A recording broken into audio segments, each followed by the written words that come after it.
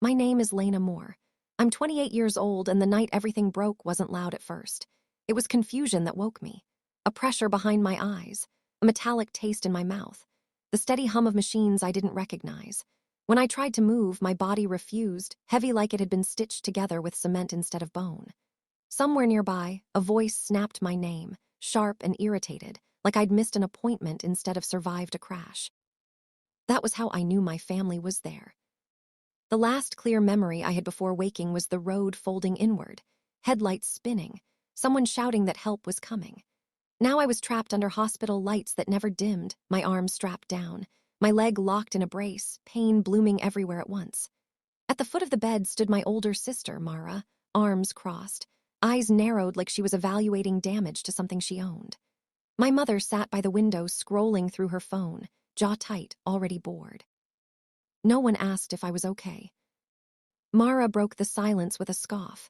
"You always make things dramatic," she said, glancing at the machines. "All this for a fender bender." She smiled like she'd won something. My mother chuckled under her breath without looking up.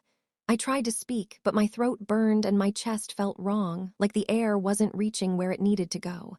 I stayed quiet. Silence had kept me safe my whole life. Then Mara stepped closer. She stared at the monitor like it offended her.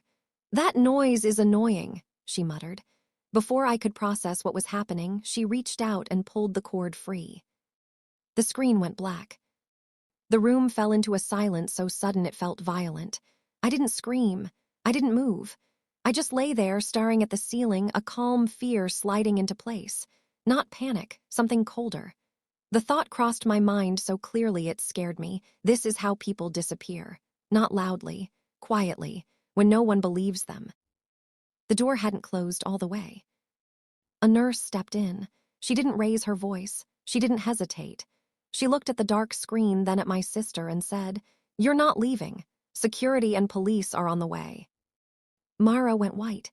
My mother stood up so fast her chair scraped the floor. Excuses spilled out immediately, stress, misunderstanding, emotions running high. The nurse didn't respond.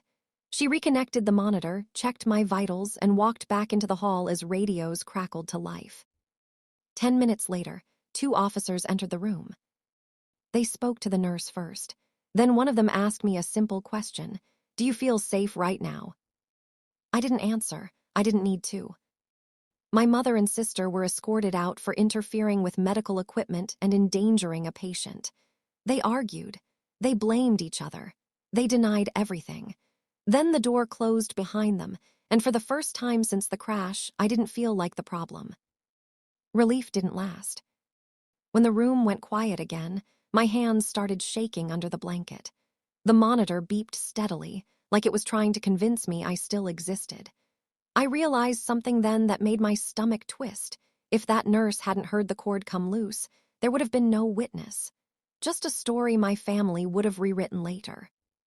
A doctor came in later that night. Not rushed, not distant. She pulled up a chair instead of standing over me. She told me something I wasn't prepared to hear. While I'd been unconscious, my sister had tried multiple times to access my medical records, claiming she was my primary contact. When she was denied, she told staff I had a history of exaggerating symptoms. She questioned my medication. She planted doubt. My mother wasn't innocent either. Cameras had caught her mocking my breathing, rolling her eyes behind nurses' backs, dismissing concerns.